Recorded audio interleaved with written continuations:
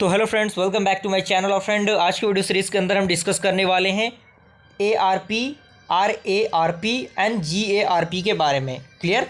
ARP का जो full form होता है वो होता है एड्रेस रिजोल्यूशन प्रोटोकॉल, और RARP का जो फुल फॉर्म होता है वो कुछ अलग प्रकार से होता है, जिसको हम लोग इसी वीडियो सीरीज़ के अंदर डिस्कस करेंगे। तो आइए हम लोग स्टार्ट करते हैं। सबसे पहले इसके बारे में हम देख लेते हैं। पहला पॉइंट आपका कह रहा है कि it is the simplest communication protocol used in IP and internet network. यानी ये एक प्रकार का सिंपलेस्ट क्या है, कम्युनिकेशन प्रोटोकॉल है जिसका हम यूज़ करते हैं IP और इंटरनेट नेटवर्क के अंदर। अगला पॉइंट कह रहा है कि its main purpose is to discover and associate IP address to the physical MAC hardware address. यानी इसका जो मेन पर्पस होता है वो होता है डिस्कवर करना और एसोसिएट करना IP एड्रेस को फिजिकल मैक और हार्डवेयर एड्रेस के लिए।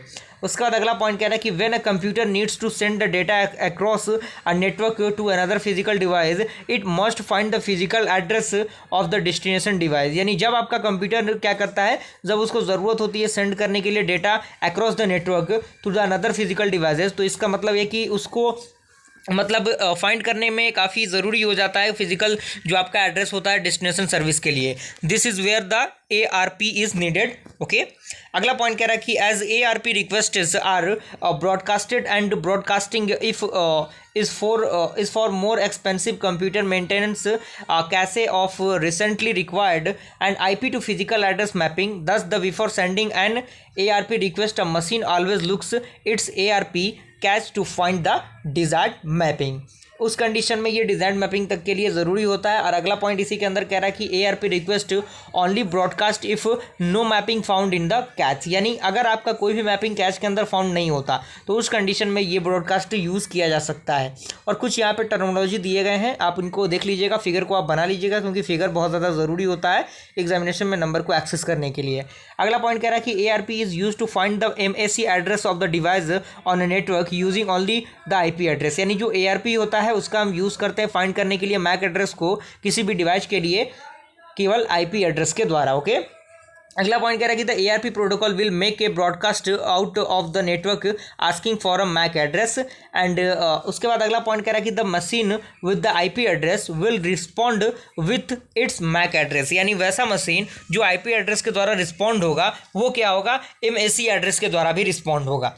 अगला पॉइंट कह रहा है कि it is use by internet protocol specifically IPv4 to map IP network address to the hardware address. यानी इसका यूज़ जो होता है वो इंटरनेट प्रोटोकॉल के माध्यम से होता है, जो कि बेसिकली IPv4 होता है।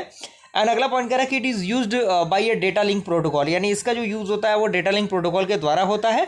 और कुछ पॉइंट्स इसके अंदर दिए गए हैं। ओके, उसके बाद इसी में आपका आता है रिवर्स ARP, जो कि आपका ARP का जो फुल फॉर्म है जो कि आपका दिया गया है। ARP हमने अभी डिस्कस किया और ये उसका रिवर्स प्रोसेस है। तो रिवर्स प्रोसेस के लिए फिगर आपके सामने मौजूद है, आप इस फिगर को बना लीजिएगा, क्योंकि फिगर काफ़ी ज़्यादा ज़रूरी होता है। और इसके अंदर भी कुछ पॉइंट्स आपको मिल जाएंगे कि it is used when device does not non its own server. यानी जब किसी भी डिवाइस के पास उसका खुद का सर्वर नहीं होता तो उस कंडीशन में इसका हम यूज़ नहीं करते। और उसके बाद अगला पॉइंट कह रहा है कि ARP originally develop for discovered address. यानी जो ARP होता है वो ओरिजिनली डेवलप होता है डिस्कवर एड्रेस के लिए।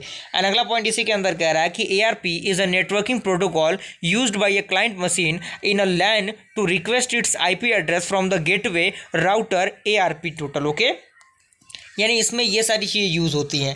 एंड अगला पॉइंट इसी के अंदर कह रहा है कि the network administrator create a table inside a RARP server in the router to map the MAC address of the corresponding to IP address. और भी कुछ पॉइंट्स दिए गए हैं इसके अंदर जो कि आपका RARP के लिए सफिशिएंट है। तो आप इतने चीज़ों को लिख लेंगे तो आपका काम बन जाएगा, कोई दिक्कत परेशानी आपको नहीं होगी। ऑल तो अगर मैं बात करूँ तो ज़्यादा मैं वीडियो को लंबे ड्यूरेशन का नहीं रखना चाहता, क्योंकि मेरा फंडामेंटल ये है कि आपको कम से कम नोट्स को पहुँचा देना, ताकि आपके पास नोट्स रहेगा तो आप इसको खुद से पढ़ के खुद समझ सकते हैं। ओके, हो सकता है कि कुछ दिक्कत परेशानियां हमारे साथ हुई होंगी, लेकिन उनके लिए आपको दिक्कत देने की ज़रूरत नहीं है। आपको सारे कंटेंट को देखना है और चीज़ों को एक्सेस करना है और स्क्रीनशॉट लेके आप नोट्स को बना सकते हैं। ओके, मिलता है ऐसे इंटरेस्टिंग वीडियो से, तब तक के लिए थैंक यू।